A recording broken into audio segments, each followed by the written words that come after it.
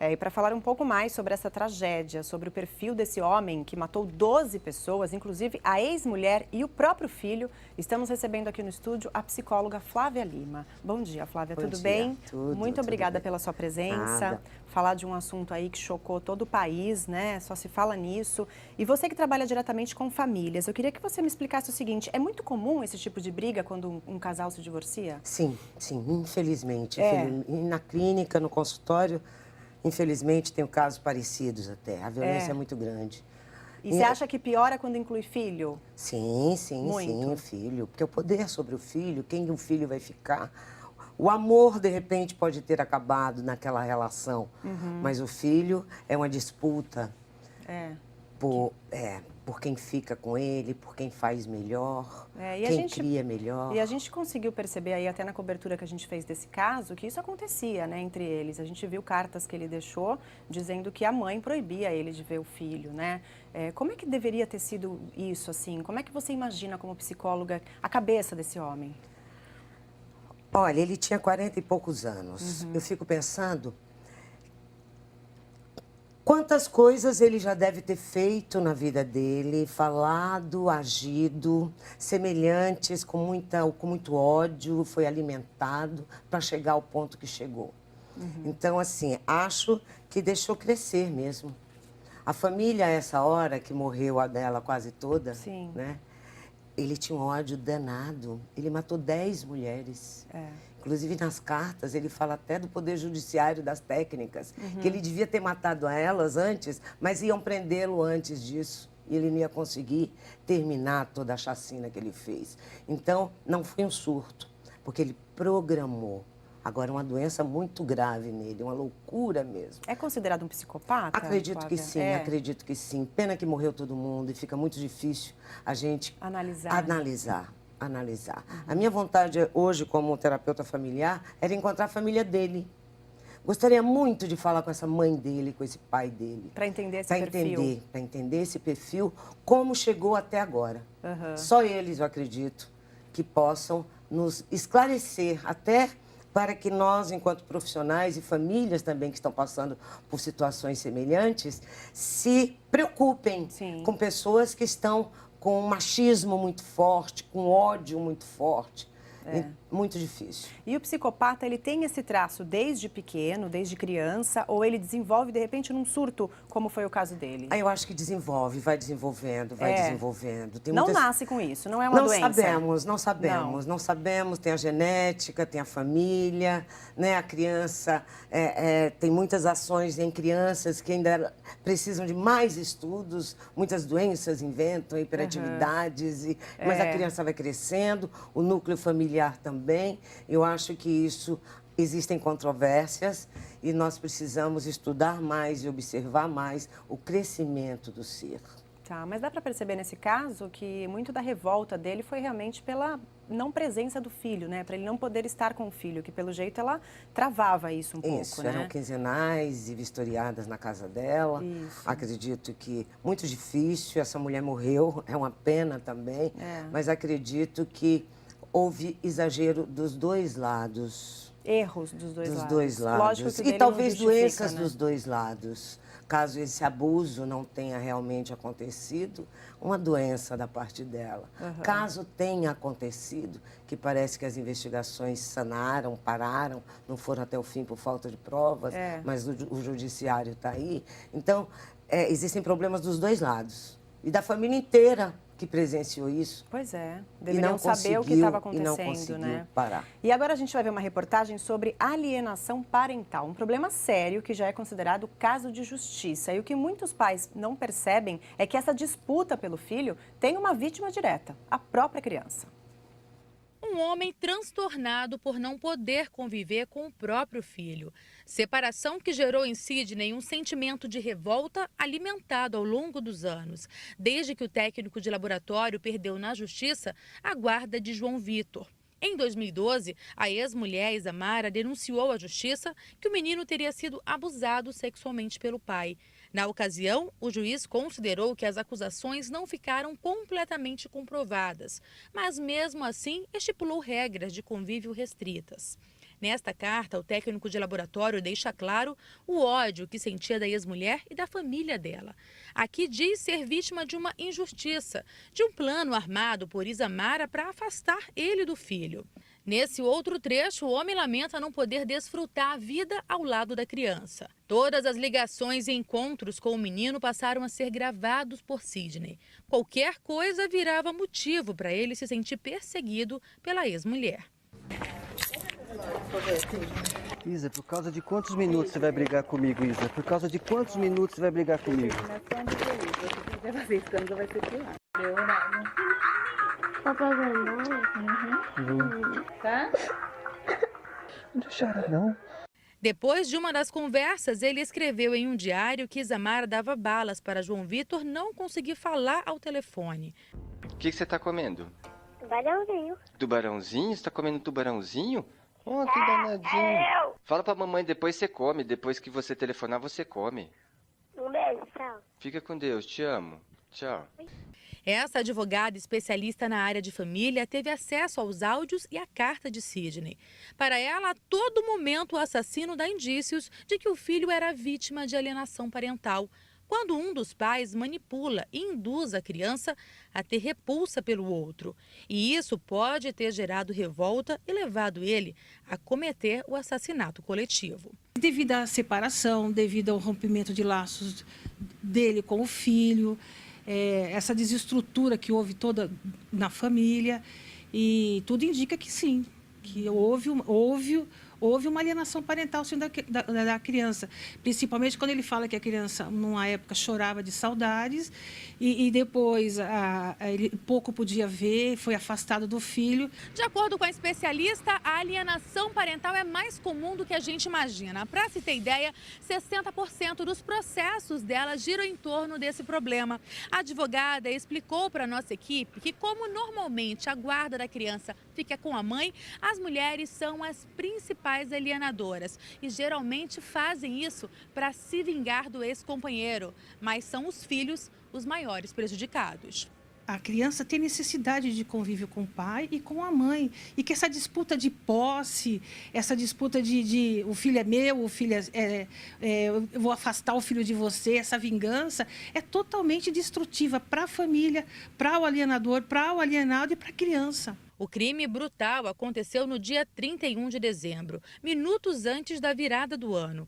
Sidney de Araújo invadiu a casa da família da ex-mulher Isamara Filier e matou ela, o filho deles de 8 anos e mais 10 pessoas. Em seguida, cometeu suicídio.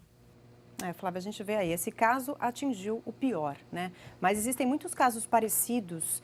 E como que você orienta esses pais a agirem, tanto com a criança, tanto um com o outro, para ter uma boa convivência? Olha, quando existe realmente verdadeiro amor, né? Eu digo sempre para os casais que atendo, uma mãe quando fala mal do marido, do ex-marido, do pai das crianças, quando a gente escolhe para casar, a gente escolhe através das qualidades. Sim. Né? E essas qualidades permanecem. E o amor acabou. E pai e mãe continuam pai e mãe. Então, hoje em dia já existe no fórum, na vara da família, a mediação. Então, as famílias com dificuldades, com tristezas, com vinganças, com sentimentos mais duros com essa criança, através da observação da escola também, ou da família mais extensiva, pedir ajuda. Pedir ajuda, é muito comum. Hoje em dia, sessões de mediação amenizam, resolvem. E é muito importante também, acredito eu, o papel do advogado, né? Dos dois lados. Sim, mas... Para auxiliar. Mas o advogado, geralmente são dois. Isso. E entram em disputas também, como se eles ganhassem, né? Infelizmente, não é ainda olhado com olhos positivos a mediação, eu acho, pelos advogados principalmente, por todos, pela descrença, mas eu acho que hoje é um instrumento que temos que utilizar nas separações. Eu acho que os juízes, a equipe técnica dos fóruns, tem que avaliar se existe qualquer grau de tristeza, de dúvida, ou pedir ajuda. A gente vai ver, inclusive, ainda hoje aqui no VTV da gente, uma reportagem sobre a Casa da Família de São Vicente, que faz exatamente esse trabalho, que é muito importante, né, para tentar uma conciliação. Eu tenho uma perguntinha aqui que veio pelo Facebook, que a gente está ao vivo pelo Facebook neste momento. Ronaldo Vasper pergunta, vocês acreditam que a esposa foi o fator da psicopatia? Não. Acelerou. Era algo que ele já tinha. Algo que ele já tinha. Só manifestou uma violência que ele já tudo. tinha, um machismo que ele já tinha, um egoísmo que ele já tinha. E acelerou. São coisas que podem ficar guardadas, né? Dependendo do tipo de vida que se leve. Mas eu não posso dizer, porque senão eu vou abrir precedentes que toda mulher vai ter esse poder, num término de um casamento, causar... Não. Eu acho que acelerou, agravou. E a gente viu nas cartas também um pouco de traço de machismo, né, que ele teria. Mas, ao mesmo tempo, ele engrandece a atual namorada, que ele cita. Mas com termos ainda poucos, pequenos para mim, pequenos. Então, você acha que pode ter sido uma somatória? O machismo, com a revolta, com toda a família dela. Tinham 40 anos para trás que nós precisamos ver da vida dele. O que aconteceu? Eu fico pensando nos colegas de trabalho dele hoje. Sim, dá vontade de conhecê-lo através deles. Nossa Senhora, eu como estudo comportamento humano, fico altamente curiosa. Quantos sintomas, quantas características esse rapaz demonstrou e ninguém ou não conseguiu ou não levou a sério. Eu acho que ainda está em investigação. E a gente vai falar agora, inclusive ao vivo com o repórter Felipe Pereira, que ele tem novas informações da investigação dessa chacina. Fê, quais as novidades? A psicóloga está abordando aqui uma coisa importante. Você sabe se a polícia conseguiu falar com familiares dele, colegas de trabalho, pessoas que convivam com ele, que tenham convivido com ele? Olha, Vanessa, bom dia para você e bom dia para a Flávia também. Aliás, depois de comentar isso, também tem algumas coisas importantes que a Flávia levantou também que eu tenho a acrescentar. Com relação a esse trabalho, a polícia está tentando buscar os familiares dele. Por quê? Os pais dele são muito idosos e têm problemas de saúde já anteriores, né? A mãe dele, por exemplo, tem um problema cardíaco muito grave. Só para você ter uma ideia, para os pais saberem da notícia, a família dele teve que fazer uma operação de guerra, levá-los ao hospital de Jaguariúna, cidade onde eles moram, que fica aqui na região metropolitana de Campinas, fingindo que era o irmão do Sidney que tinha se acidentado, e chegando no hospital com toda a equipe médica junta, que foi comunicado o que tinha realmente acontecido. O pai dele chegou a ser, remediado, medicado, por conta de toda essa circunstância, do baque, né, do susto que acabou acontecendo. A mãe dele também precisou de sedativos, aí ser dopada de uma forma controlada pelos médicos para não sofrer um ataque cardíaco. Então, os pais, eles estão recolhidos nesse momento e alheios a qualquer outra nova informação que é divulgada sobre esse caso. A gente tem contatos com alguns parentes do Sidney que ainda estão muito chocados com tudo isso que aconteceu e dizem que o Sidney era uma pessoa tranquila, enfim, já relatamos isso aqui também no VTV da gente. Duas questões importantes que a Flávia levantou e que nós temos a informação sobre a denúncia de abuso sexual que a Isamara fez, falando que o João Vitor tinha sido abusado aos 3 anos de idade. Por que não houve a comprovação física, segundo o despacho do juiz? Por quê? Um suposto arquivo de vídeo que a Isamara teria, que comprovaria esse abuso, não pôde ser aberto pelo juiz da Vara da Família de Campinas. Houve uma incompatibilidade de formato de arquivo. Sabe quando às vezes a gente tenta abrir um arquivo no computador e não abre? Foi mais ou menos isso que aconteceu. E uma outra informação também é com relação a todo esse processo do próprio Sidney Ramires de Araújo. A gente conversou com a psicóloga forense Maria de Fátima dos Santos no começo da semana e ela vai bem ao encontro do que a Flávia comentou, né? Que o Sidney já tinha algum traço de violência, já tinha algum traço na personalidade dele com relação a isso e que ele já tinha essa intenção, né, de matar. E dá para perceber em cada áudio dele que, de fato, isso foi aflorando, foi brotando a cada vez que a dificuldade de comunicação acontecia com o filho João Vitor. Com relação ao andamento das investigações da Polícia Civil, a polícia está muito perto de descobrir o paradeiro ou a origem da arma, a pistola 9mm, que foi usada pelo Sidney para cometer essa chacina. A namorada dele, ontem a gente comentou aqui ao vivo no VTV da gente, estou aqui no 3º Distrito Policial mais uma vez, a namorada dele foi ouvida em Bragança Paulista, mas não trouxe nenhuma informação nova a respeito do armamento. Tanto que até qualquer tipo de ligação que ela tenha com o crime está praticamente descartada pela polícia, está descartada descartado praticamente pela polícia algum envolvimento dela com toda essa história. Mas o que nós sabemos é que a polícia está muito perto de descobrir a origem dessa arma. É mais um ponto da investigação e a investigação também está atrás agora de detalhes mais psicológicos e detalhes mais técnicos e pessoais também, de alguma forma, para tentar localizar os familiares do Sidney, né, depois de toda essa tragédia, depois de todo esse baque, né, eles não têm muita condição de falar nesse momento, mas para tentar traçar aí o perfil, para tentar descobrir o que de fato motivou esse ódio que ele traduz isso nas cartas, nos áudios e que ele deixou muito claro no dia que cometeu a chacina. Vanessa. Tá bom, Fê, muito obrigada pela sua participação e pelas informações, tá? A gente vê aí, né, Flávia? Você acha que a família tem como perceber que ele era um psicopata ou não? Ou ele consegue viver uma mentira Até e de a repente reação tem esse desse surto? pai e dessa mãe agora me deixaram mais curiosa. Que fragilidade é essa? Sim. Eu sei que a morte, ninguém está preparado para a morte, né? Mas eu acho que existem vários tipos de reações, né? Talvez a doença deles não permitiram que vissem, o afastamento deles desse filho, né? Tem coisas aí que a gente vai precisar e vai ser muito interessante como aprendizado. E um quadro depressivo de uma pessoa pode virar um psicopata, não? Pode, ser um ingrediente, né? Um ingrediente muito bom, não tem... Entraria nessa somatória. Entra na somatória. A personalidade, a violência interna, a criação, né? Como ele via as mulheres a partir da mãe dele, que fragilidade é essa que essa mãe tinha, né? E vários, eu acho que com 40 e poucos anos, um pequeno de 8, tadinho, foi vítima total. Pegou só o final aí foi vítima total dessa história, exatamente, né? Infelizmente. Verdade. Muito difícil. Bom, e a gente vê também muitos casos em que os casais brigam por dinheiro, né, no caso de um divórcio, e a criança acaba sendo um escudo, né? Muitas vezes a mãe utiliza a criança, não sei se é o caso, a gente não tem comprovações disso, mas utiliza a criança para ameaçar o pai e conseguir dinheiro ou conseguir algo assim. Isso acontece muito, Flávia? Infelizmente. Como mulher, que me orgulho tanto de ser, mas faço até um pedido aqui para as mulheres, para as mãezinhas novas ou não, né? Vamos ter cuidado com essa violência na separação, porque hoje em dia as crianças estão crescendo sem pai também.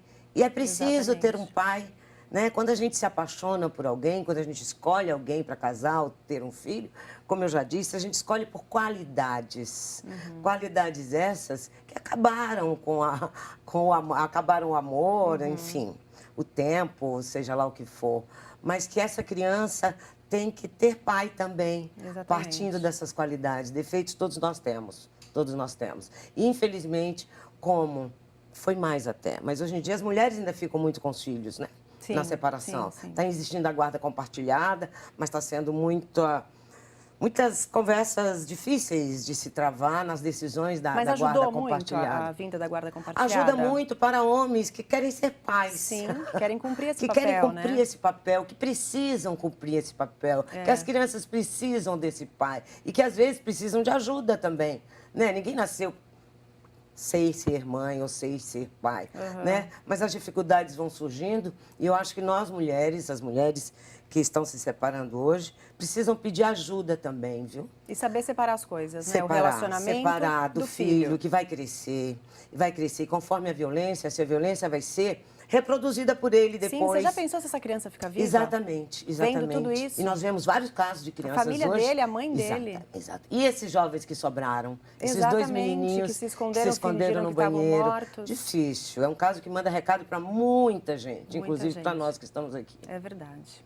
Tá bom, Flávia, muito obrigada, viu, pela discussão aqui. Acho que é muito importante também a gente deixar o alerta aí para todos. Nos aproveitar de uma desgraça dessa para não simplesmente permitir que os homens matem, mas para que a gente possa prevenir e ajudar mais. Tá certo. Muito obrigada, viu, Flávia? E agora a gente vai conhecer um local em São Vicente que funciona justamente para isso, fazer a reconciliação de famílias e auxiliar no entendimento entre as pessoas. O lugar é carinhosamente conhecido como Casa Amarela. Na fachada há o desenho de uma árvore pintada com várias marcas de mão. Quem passa pelo lugar nem imagina que o imóvel faz parte da Justiça. Aqui funciona um projeto pioneiro da comarca de São Vicente e já é considerado um sucesso por magistrados, promotores, defensores públicos e principalmente pela população que se beneficia. A Casa da Família propõe uma justiça de família diferenciada, uma justiça de família mais harmonizadora e mais próxima do cidadão, que se preocupa realmente com a transformação qualitativa das relações humanas. Uma justiça que não se preocupa apenas em abordar o conflito jurídico, mas também o conflito subjacente, o aspecto emocional, o aspecto psicológico. O setor funciona desde julho de 2009 e atende casos de família na fase pré-processual, ou seja, que ainda não tem processos em andamento na Justiça.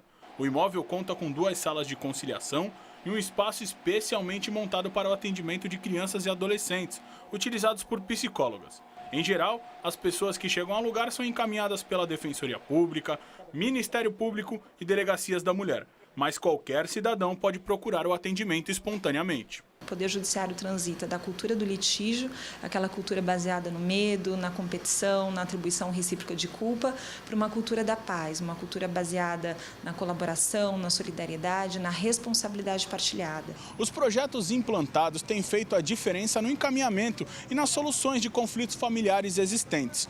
Em todos eles, é fundamental a presença de voluntários, que não possuem nenhum tipo de vínculo direto com o tribunal. O nosso maior objetivo é trazer mais satisfação para as pessoas que procuram esse serviço, mais harmonia e mais estabilidade. Como decorrência dessa maior harmonização, também observamos um maior índice de acordos. Outro grande benefício é que a audiência para a tentativa de conciliação é marcada em no máximo 1 semana. São agendadas cerca de 6 por dia. O movimento representa 16% do volume de ações existentes nas 2 varas de família do Fórum Vicentino. A intenção para o próximo ano é dobrar o número de atendimentos. É um trabalho muito importante, né? E a casa funciona de segunda a sexta-feira, da 1 às 4 da tarde. O endereço é a Avenida Antônio Emerick, número 1416, em São Vicente.